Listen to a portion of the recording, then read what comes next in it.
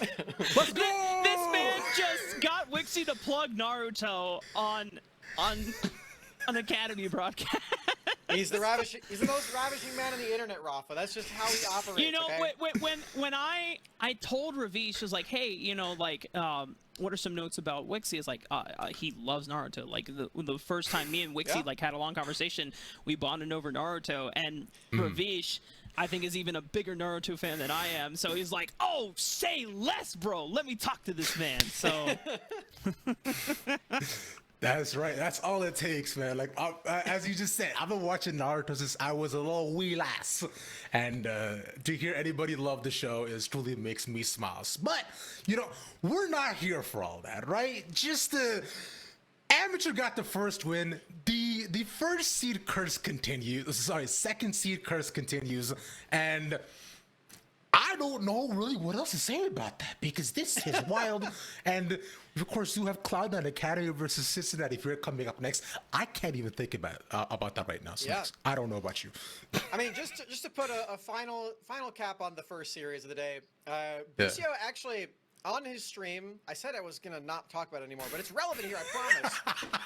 On his stream, he actually said out loud that he has a mental block against Draven. So this is not just something that Wixie is saying because he's flexing. That is actually a true thing about Busio. And you know what?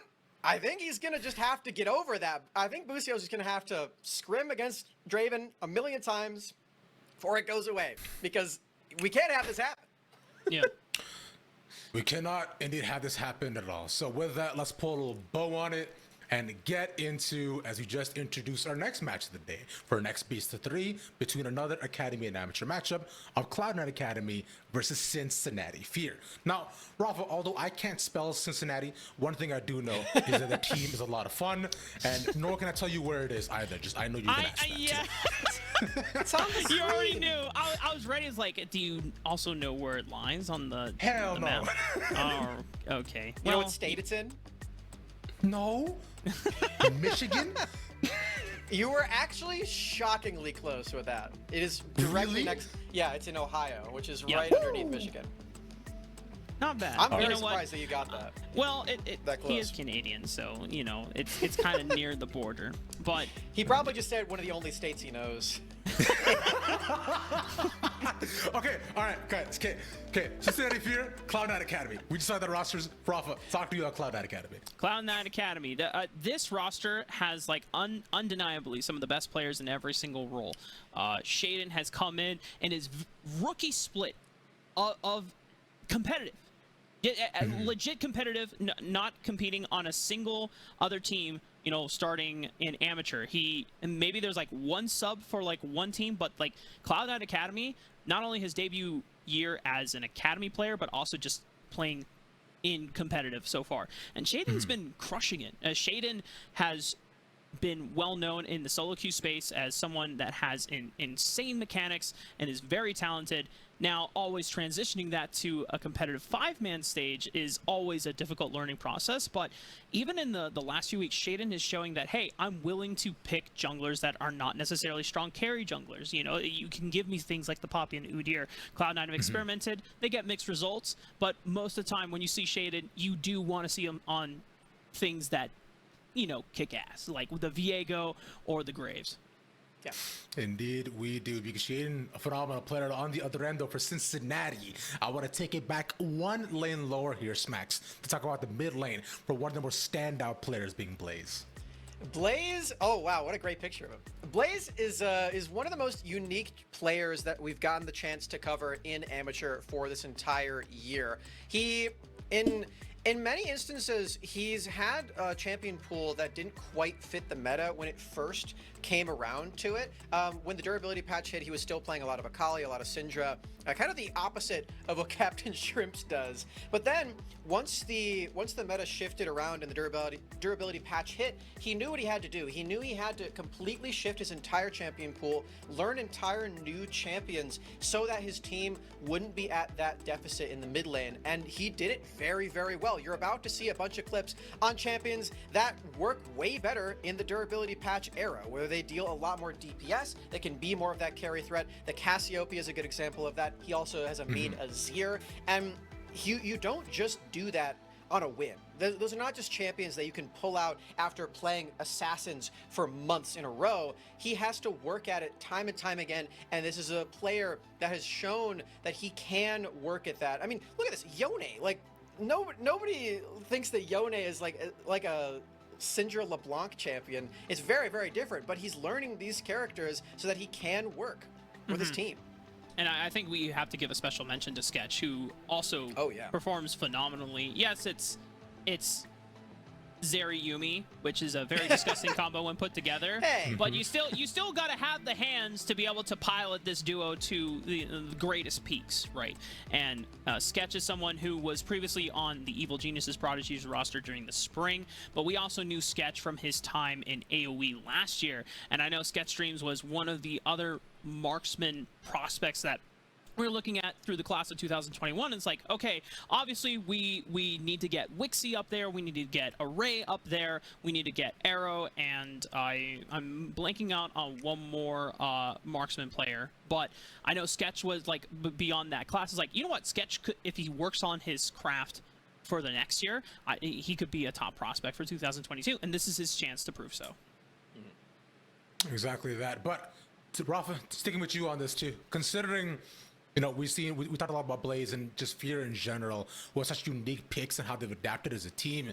They're going up against no real slouchers at Cloud9 Academy. We were talking about them a bit earlier, but specifically the matchup against Blaze being the roaming king and the person who was around the entire rift.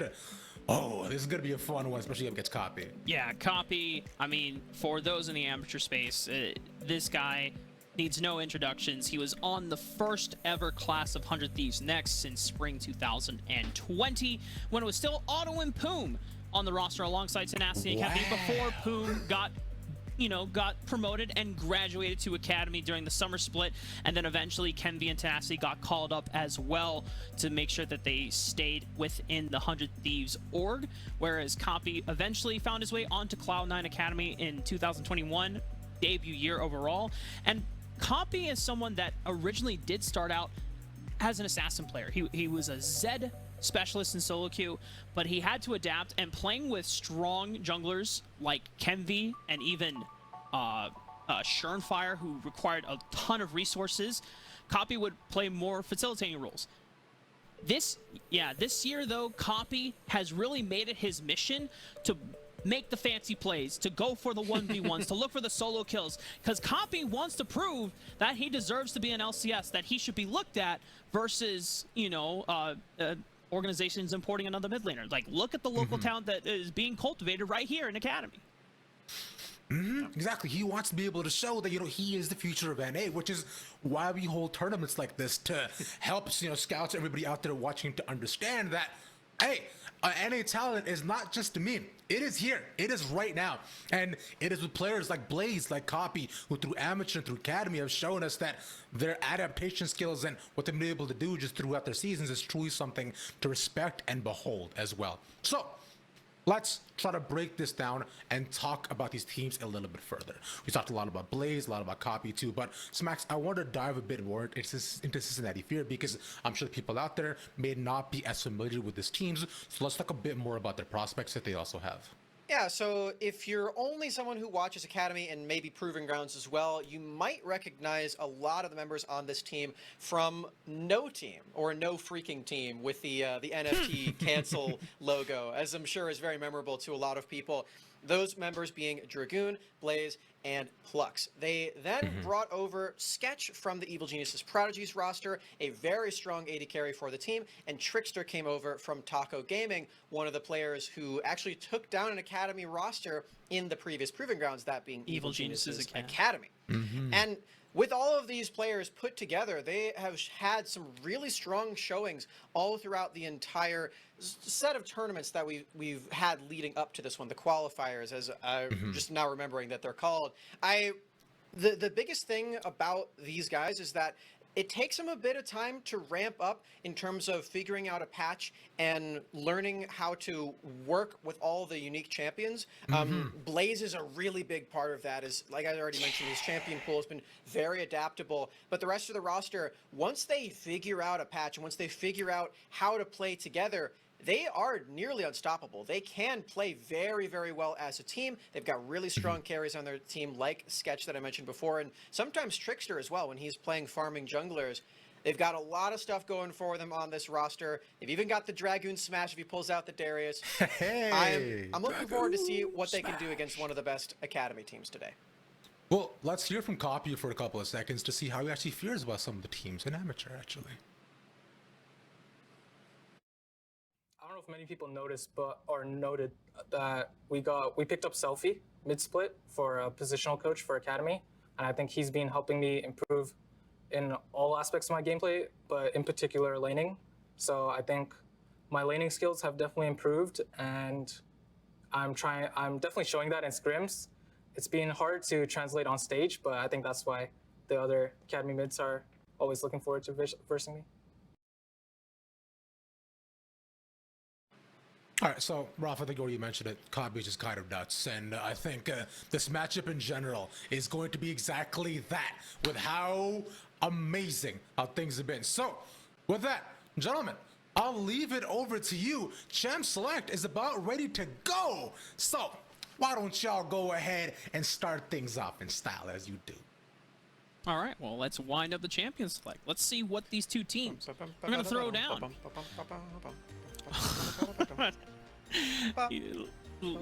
Literally winding it up. I'm winding it in. Yeah, I got you. Yeah, man.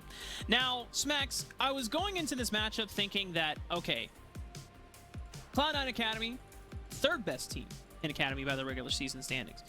Cincinnati Fear, I suspect that Cloud9 Academy should, on paper, be favored, you know, to 2-0, you know. We just saw Ginger Turmeric take down the second best team in Academy. So, like, and I set up 100 Thieves Academy on a huge pedestal. So I am concerned about doing that, and I just want to see. Whoa!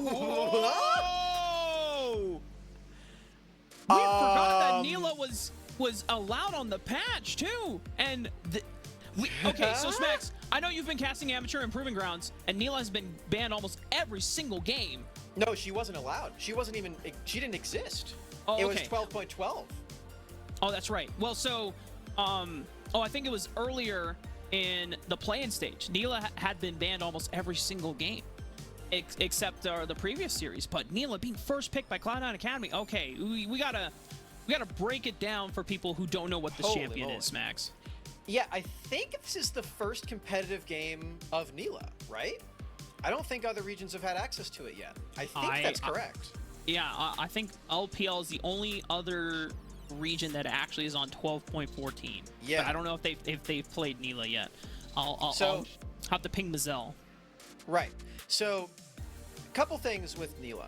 One, the reason that she hasn't been picked that much is because she's pretty universally agreed to be terrible.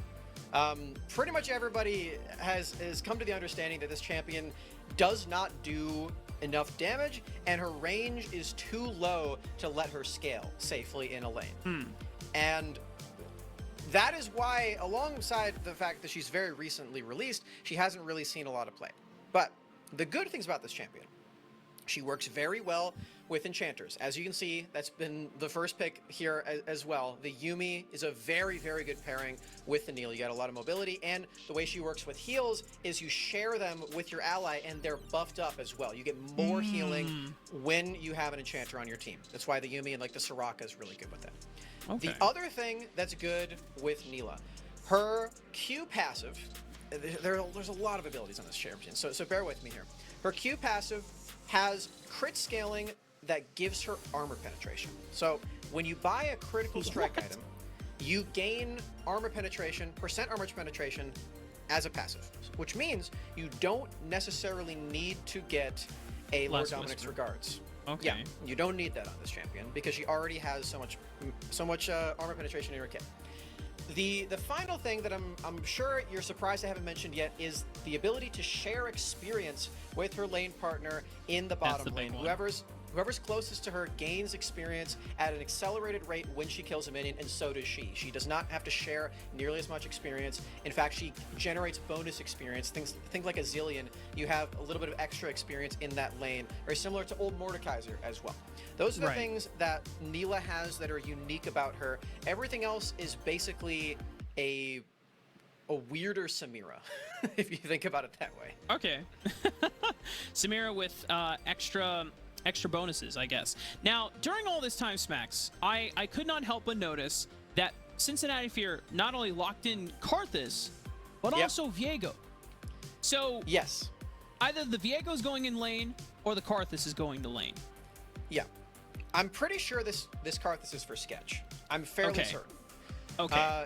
To me, it makes a lot of sense that you would want to play a scaling champion that can outrange Neela in that lane, and you also really appreciate not having to deal a lot of your damage with auto attacks, because Neela's W avoids all auto attacks. So makes a lot of sense to me that you'd go Karthus into it. Again, there's literally no Neela games across the entire world right now until today. So yeah, we're figuring this out Kelsey together just checked with you, it on Gamepedia. Nothing comes up, so wow. not even it. So wow, first Neela game globally, and Cincinnati Fear, they're thrown into the fire of having, we thought it was going to be academy teams having to figure out what kind of, different creative strategies that the amateur teams were going to bring to the table. I mean, Cincinnati Fear, they're the first ones having to react to something like a Neela being picked. I like the Karthus answer in terms of the concept behind it, but Cloud9, they are doubling down on scaling across the board. They are doubling, tripling, quadrupling, quintupling down on scaling in this composition. Everyone is farming. They have little to no early game. They have little to no range until much, much later for Kale. This is Cincinnati Fear needs to do something early game, or else Cloud9 Academy is going to win. This is very reminiscent of when Malice was on the team, actually, funny enough, because he would just eventually win the game. Eventually, if you let it go on long enough, Malice would have 800 CS and he would one-tap you. That's kind of what Cloud9 Academy's whole team is doing right now. Well, Cincinnati Fear, say Blaze, it's time for you to return to your roots, buddy. Give us the assassin gameplay once again.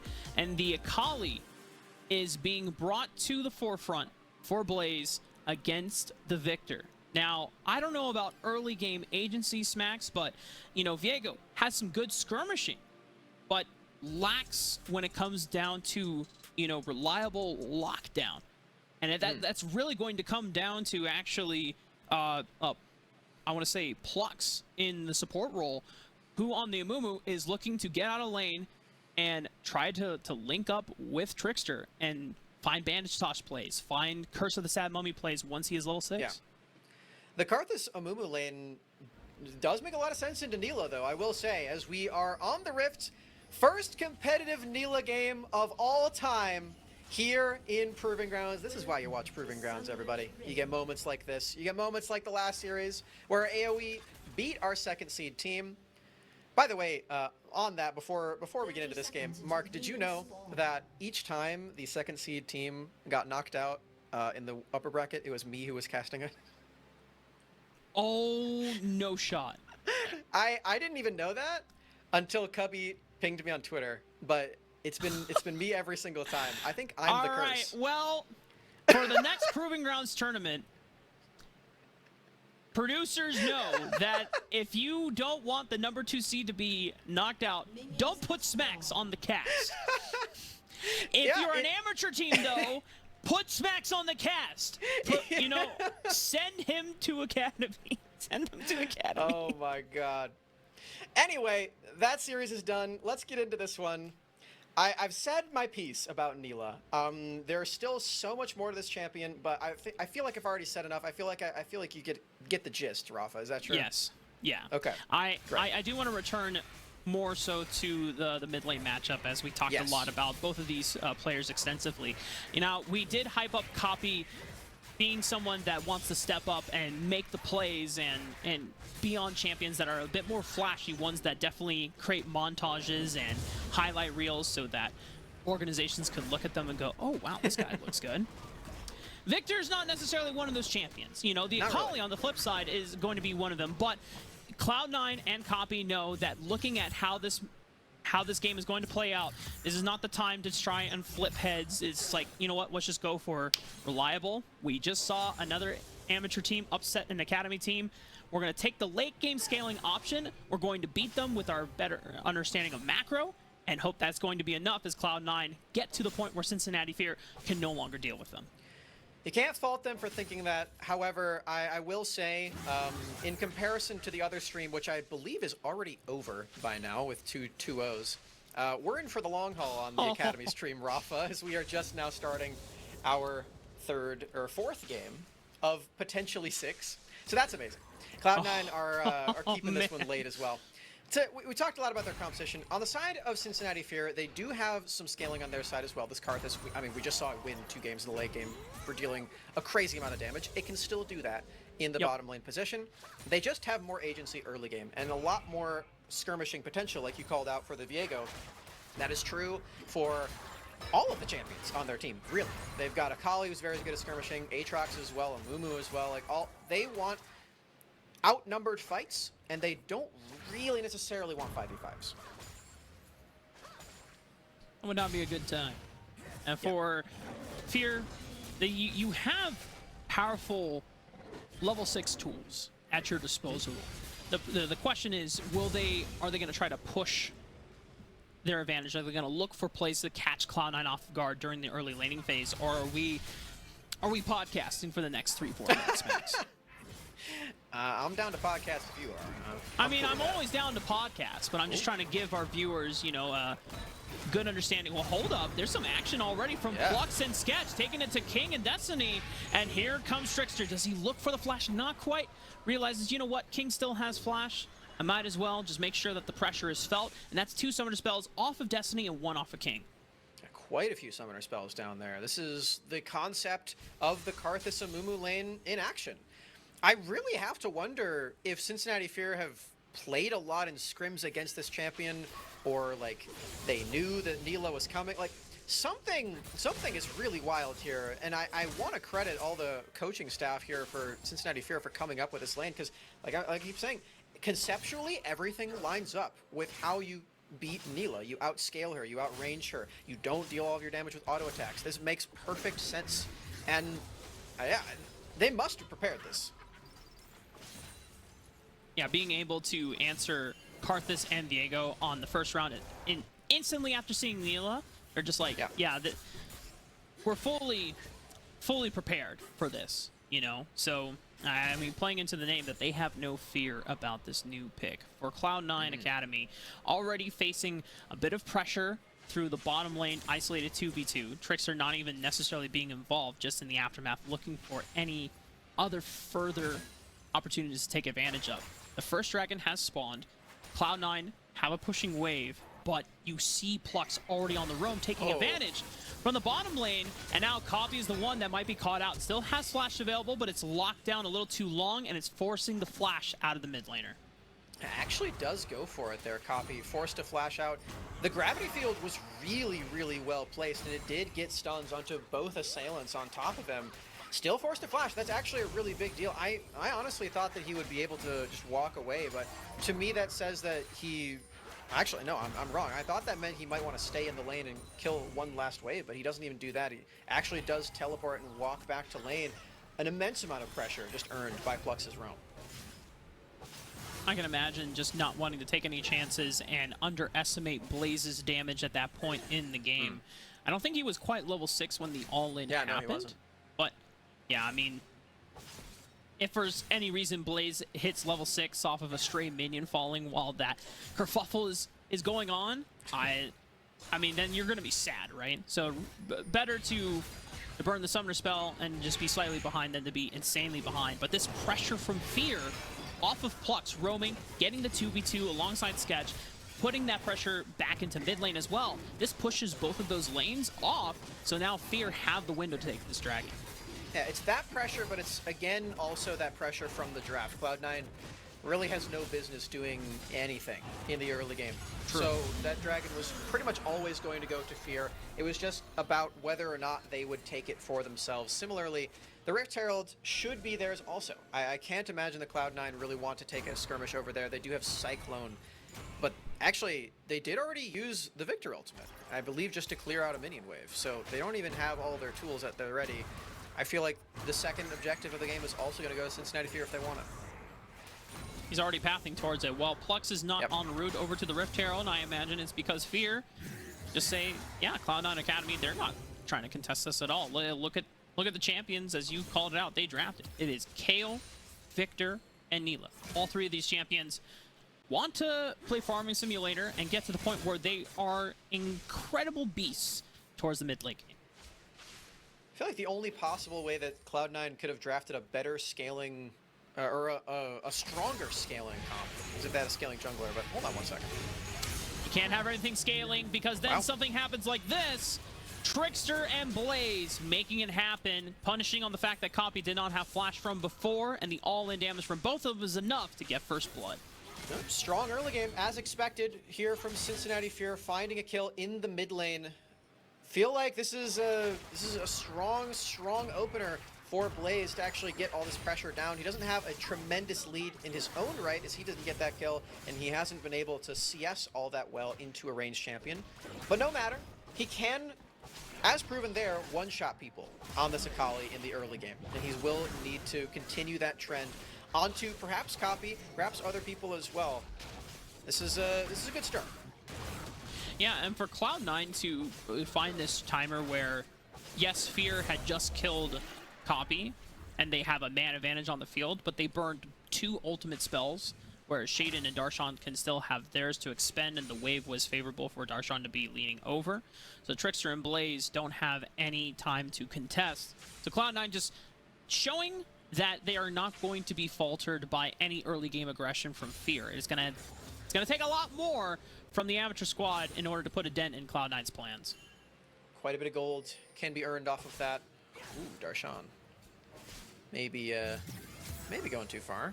There is a Dragoon on the other side. I also just realized that Dragoon and Darshan have the same number of letters. They both start with D and end in N. I was thinking of a D's nuts joke, but I'm gonna pass on that. Anyway. Well, it's too late now. Yeah. No. I have too much respect for you. It's okay. Darshan, D's. I don't know what it could possibly be there. Dragoon these nuts. I don't know. Anyway, Fear getting the wraparound on the mid lane, but Shaden is here to make sure that Copy is okay. But from downtown, it is Sketch with the Requiem singing the Song of Death. And Shaden is on the back end, barely getting a heal from Destiny, who clutches out their jungler's life before Fear is able to claim both of them, but still Copy goes down. Yeah, Copy dead again, or during one flash timer. Plux impacting this mid lane just so well, and this time Blaze does indeed get the kill on his person. That'll be at least a mythic component for himself, and pushing out the minion wave again denies from Copy more resources into one of the scaling members here. I do also want to point out that while being alone in the bottom lane is usually pretty good for an AD carry, it's actually slightly less good for Nilah, because you're not punished as hard when you're with someone else, because you can share that experience. So Yuumi is gaining slightly less experience by being somewhere else. It's a small thing, but typically that's why the champion's passive exists, so that you do stay with her the entire time. Well, the rest of Fear, can they capitalize and continue snowballing and leveraging this lead that they have found for themselves in the first 10 minutes of the game? Looking at King right now. Hex Flash coming out, Plux finds the bandage toss, nice and true. King still has Cleanse and Flash, and it's Destiny popping the final chapter, making sure that they have the CC necessary to walk out alive. King not even pressed to burn any summer spells in the exchange. We're seeing the sustain from this champion really start to work wonders. The Yuumi Zoomies do a tremendous amount right there to help you back away. The movement speed is great. And the main difference, I compared her to Samira before, the big difference there is that you can use your dash onto allies. You can dash to minions, you can dash to champions. Not wards, because that would, I guess, be too broken, I don't know. But they decided not to do that. Everything else, though, is fair game, and that is the big thing that she has over Samira. Okay. Well, just learning more and more about Neela. This champion still confuses me a little bit, but I guess we'll see how well King That's can why I'm execute here, it. Rafa. Thank you. Yes, I'll be your tour guide. Gracias. Now, Fear is taking a tour guide in the Dragon Pit right now. He's going sightseeing with the second dragon of the game. And now this puts them 2 dragons away from Soul Point. We're going to see what soul we're getting. Oh! It's portal time, Smacks. I know the observers and producers over on the Unified streams for the Proving Grounds qualifiers, whenever there's a Hextech soul, they pop up a little thing in the bottom left corner and says, Hextech Rift is an observer's favorite rift. And that is because you can shoot the camera on the portal and just follow it along the portal. Oh, and really? They do that every time. Yeah. Wait, that's sick! I never knew that. Yeah. Yo, observers, take notes. I mean, you don't have to limit test this game, you know. But you know, the next time you're looking at a Hextech map, just be like, oh, you can go through the portal. I kind of want to see it, maybe on the replay. Only if there's time, you know, that they'll be pressed. It's just like following like an Ashe ultimate. You just follow the champion as they go through the portal and stuff. Nice. Well, Cloud9 making advantage of that Rift Herald charge, getting an additional 2 more plates over to Cloud9. I don't know if King was in range to pick up the local gold from the plates as well. I didn't necessarily see it, but this does put Fear's bot lane turret 1 more plate before it completely crumbles down.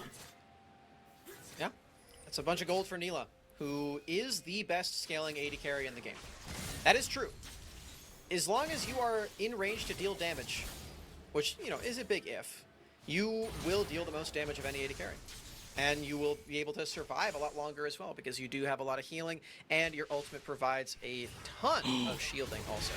Oh no, Coffee went to go clear out a ward here, and Sketchstreams making this 2v1 a 3-for-1 with the Requiem from on the other side of the map. Blaze finishing off of the kill. Fear! There are 3 kills up on Cloud9 Academy in Game 1 of our series, but oh boy, this means there's time for redemption, there's time for a response on the bottom side of the map, and Shaden makes his first move onto the bottom side, where Sketch gets knocked out by the Cyclone, and he looks for 1 more in the Plex, but it's a flash away. Oh man, look at King's HP bar. Oh, he just barely survives. That's the Requiem damage coming down too early, I guess, as it helped with copy, but you wish you had it when it comes to King. Cincinnati Fear, they use all their resources into mid lane, they keep their bottom laner alone, and Sketch actually does get punished for that one. Trickster, I think he got it. Yeah, he did. Yep. Good smite from Trickster. Able to sleuth on out with an additional buff at his side, and is starting up the Rift Herald. Now, Smacks, while I suspect that Cloud9 are not contesting them at this Rift Herald, at what point are Cloud9 saying, it's okay guys, we scale? Like, do they continue saying that, and then what's the point where they're like, okay guys, we actually need to do something. We can't let Fear continue getting away with plays like this. So to answer your first question, the moment that they say, it's all right guys, we scale, was the moment that they first picked blind Neela. That is the moment where they started saying that. The moment where they say, okay, we have to start doing something, is kind of never. They kind of just have to keep going with that first mantra and hoping that Cincinnati Fear doesn't do anything too crazy. Okay, but then I the wanna, lead's not that big. Right now, right? It's only a 1,000 gold difference, and even less than that. So, like, Cloud9 have obviously done their dues on keeping themselves in the game. Gold is pretty much even across the board. The only noticeable difference in between players is mid lane. But now, oh, Plux, no flash, yeah. Dora. No. Dora, the Explorer. Well, Plux was exploring in the wrong side of the quadrant there, just getting caught out. But for Cloud9, is there ever a point where, what would Fear have to do where Cloud9 then say, okay guys, we need to respond back, like we have to do something? I know it's not happening now, but what would Fear have to do to make Cloud9? I'm being completely serious. As long as the Nexus is alive, they will keep saying that. So, like, they could lose 3 inhibitors and 2 Nexus towers. Yes. And they're like, guys, we scale, it's fine. Yes. No, absolutely, that is what they're going to say. They have to. All right. Do you see the champions on their screen? Are you seeing the same team as I am? Okay, see. Like, I believe you, and I want to convey that I believe you. As we see another gank onto Darshan this time. It's still the bot lane, but Darshan is now receiving the love that his bottom lane has been receiving all game long. And once again, Sketch Dreams, even when he's not in the same lane, is able to follow up with the additional damage with the Requiem. It's another kill over to Fear. But as Smax would say, it's still fine for Cloud9 Academy. Oh, yeah. Absolutely it is. It's funny because that exact play happened the last game with two entirely different teams. Hold on one second. Shaden going in for the cycle. Oh my god, Dragoon just goes down in an instant. Now Shaden, can he get out? Does he have the mobility? He's already dashes to one minion here. Sketch popping the Defile. And now King repositioning where the last chapter goes. Gets root down onto all three members. Plux is forced to flash away. Blinking on HP, still living alive. But now Darshan has come back into the fray. And he's pissed. Because he just got taken down by Trickster and he wants revenge. And he's got a cat in his back pocket, riding on top. Darshan able to put out the damage here, but Trickster is now looking for the resets. Heartbreaker already cleans up 2 on the back end. And Cloud9 Academy find themselves sheepishly walking away from the fray. Yeah, they sort of have to at that point. They don't really have any other chase maneuvers quite yet. That's one thing, when you draft scaling in every single lane, you don't really have a lot of engage. You have a bunch of damage dealers and all these champions that want somebody to start the fight for them.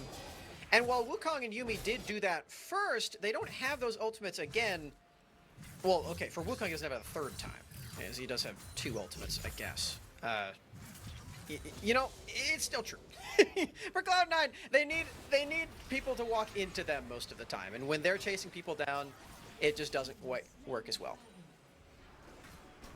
And that is the, you know, even in the replay, we see that the dragon was picked up. So I think this is the 2nd or 3rd dragon of the game now for Fear.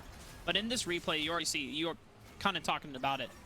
The ability to chase, you can only go so far before it's time to back off. This is where we get to see Trickster re-engage off of that wall. And yeah, just like you said, you have to know when to hold them and know when to fold them. Know when to walk away. I have exhausted my knowledge of the lyrics of the song. I get what you were trying to say. You know, Cloud9 overplaying their hand a little bit. Yes, this composition scales online, and we're at 20 minutes into the game, so most of these champions have hit their mythics. They're on their way to their 2nd item, but they're still not at the point where they are absolute god mode, right? Yeah, Fear still have some time to work with. Now, Fear, 2,000 gold advantage. And they have 3 dragons to their name, working on 1 more Smacks. Are Cloud9 still saying, this is fine? Yes. Oh my god. What if they get Dragon Soul Smacks? Are they still That gives fine? you... No. That gives you resistances. And Neela has infinite armor pen, and Kale deals true damage. Oh, so it's fine. this We is scale. Hex Tech. This is Hex Tech Soul. I know the Oh, spectate client I says see. Mountain, Right. but Oh, it is Hex that Tech. might be kind of doomed then. Oh! Oh! Cloud9! All right! All right, guys, we need to kick it in overdrive. You guys- I kind of thought it was Mountain Soul because of the top left. Well, Darshan is pushing up the storm here and finds himself now in a 1v2 against Blaze and Trickster. And he's not even going to bother popping the Divine Intervention because he knows that it only delays the inevitable. That is Heartbreaker and perfect execution being used from Blaze and Trickster. No Dragon next for the next 1 minute and a half, but still, this pressure from Fear, I'm thinking that Cincinnati Fear are putting themselves in a very favorable state. I think you might be onto something here, Rob. I think Cloud9 may be starting to sweat, and that may be speaking from personal experience right now, as I am beginning to realize that I may be wrong. Like I said before, Cloud9, they have 1 tool to engage and 1 tool only, that is Shaden on Wukong. If he can engage, then the scaling works. even into Hextech Soul, I will say, even into Hextech Soul, it still works. If Shaden can't, then there is no physical way for Cloud9 to get in range and play into champions like Karthus, like Amumu, and thus, even if they have all the items in the world, they very well could still lose. And for Fear, even though they're not the first ones into the Riverside, they wait out their turn, they wait for the wave to crash, and now they're moving in as a 3-man pack to try and fight back for any vision control that was lost after Cloud9 came in early and tried to sweep it out in advance. Now with Fear regaining control, this is a sticky situation for Cloud9 to be in. 14 seconds away, and the vision of the pit is only from the Scuttle Crab for Cloud9. King trying to move into a position sort of by himself as the the Hextech gates are working in favor of Cincinnati Fear. Blaze will spot out this teleport. Let's see what they can do.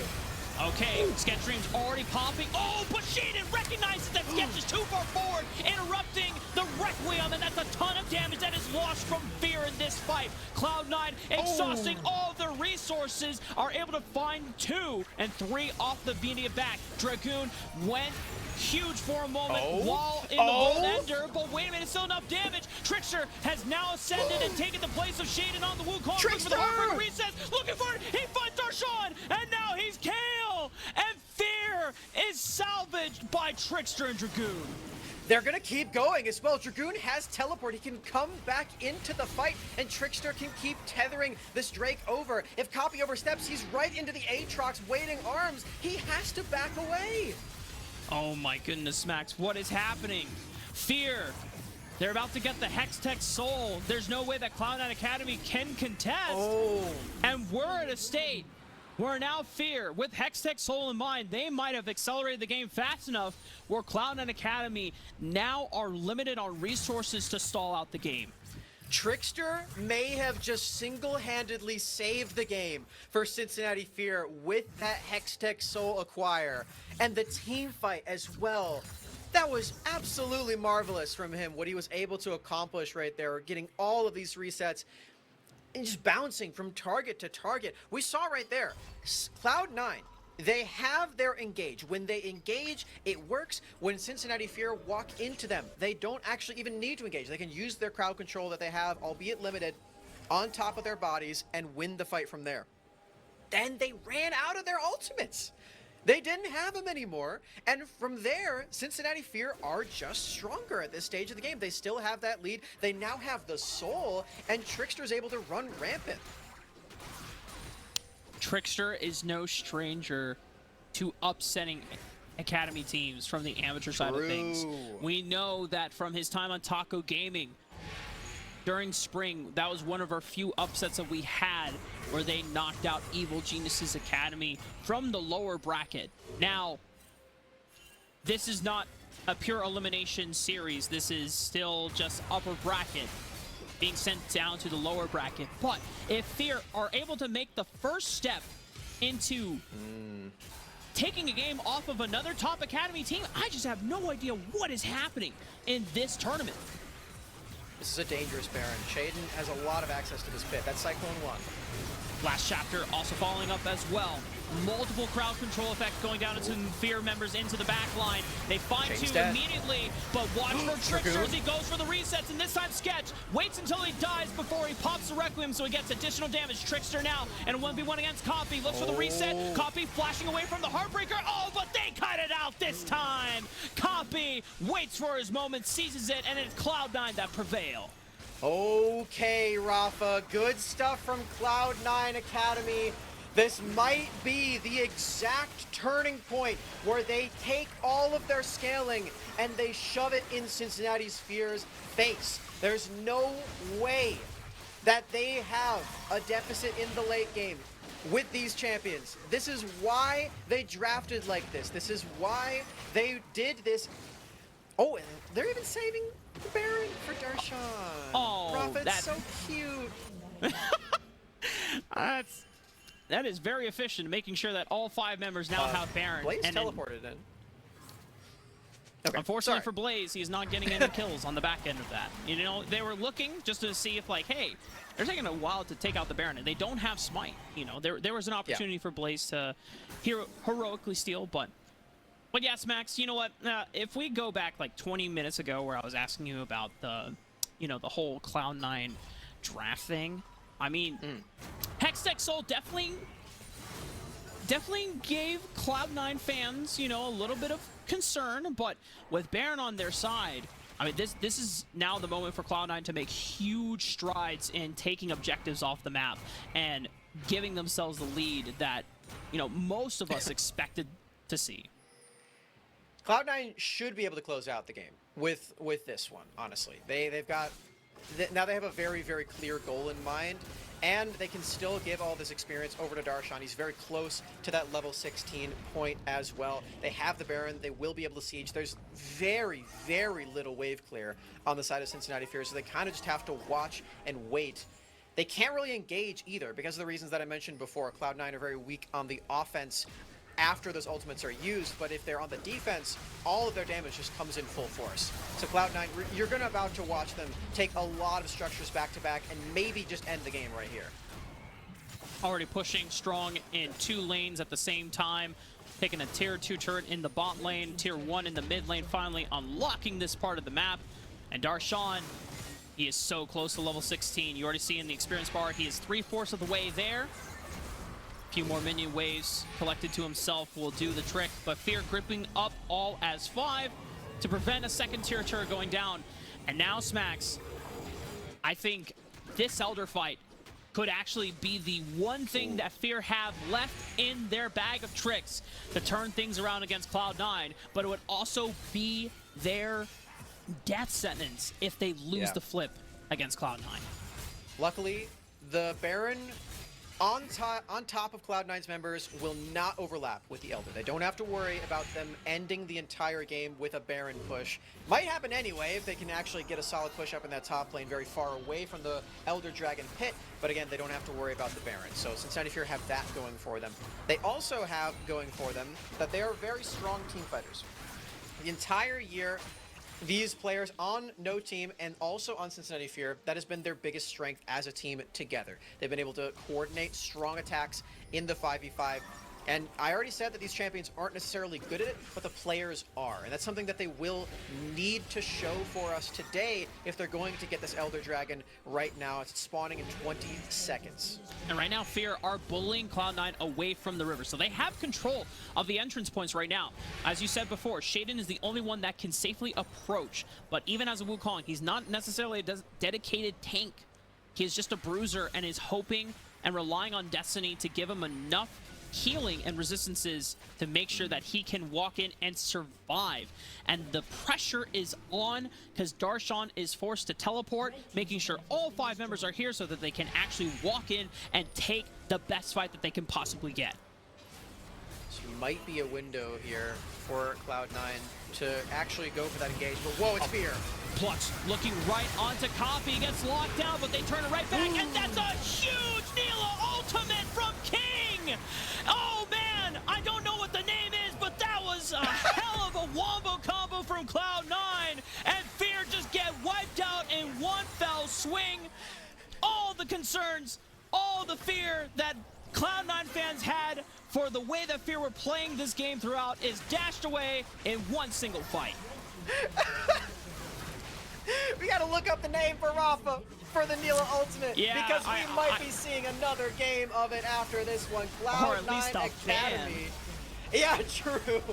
They'll take this first game with the biggest scaling composition imaginable. No sweating at all.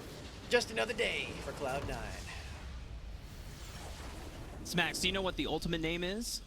No, I don't. Oh, okay. Well, you would have told me. I'm so sorry. That was a dumb question. So, Nila's ultimate is called Apotheosis. Oh, Apotheosis? Apotheosis, yeah.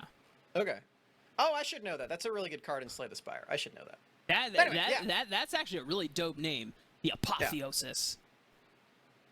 And King with the 4-man apotheosis. All right, hey, can we go back, Yeah, replay that take fight? that. Can we in here. redo the call on that so that we give King justice for the super dope apotheosis? See, I'm gonna say that more and more and get it ingrained in my brain. And this is for all play-by-plays out there around the world, you know, if Neil is getting played, and don't be like me and sleep on the champion and just think that she's gonna get banned. Look up the ability names, but man, I have to say, Cloud9 being able to shut down what seems like an upset that was coming in from Fear, late game scaling OP smacks. So I guess we're gonna have to see what Fear can come up with on the back end after we come back from this break. So make sure you tune around because Game 2 is coming your way. I haven't been watching much amateur this split, but I think the teams that caught my eye are obviously 100 Next. I think they're always a solid team coming into PG. COG Faith is an interesting one. I think it's like Town. That guy, he has a champ pool of like assassins and like dive champions, which is pretty interesting. I don't know if we've versed them yet or like in PG on the same bracket, but that'll be a pretty cool matchup. I think IMT AoE, or I'm not sure if they're with IMT still, but Winston is a good friend of mine. I think he's been playing pretty well in amateur right now, and I'd be looking forward to that matchup. So I think all the amateur teams have like maybe one or two good star players, I'd say, in their team. And yeah, I'm looking forward to the match between Academy and amateur.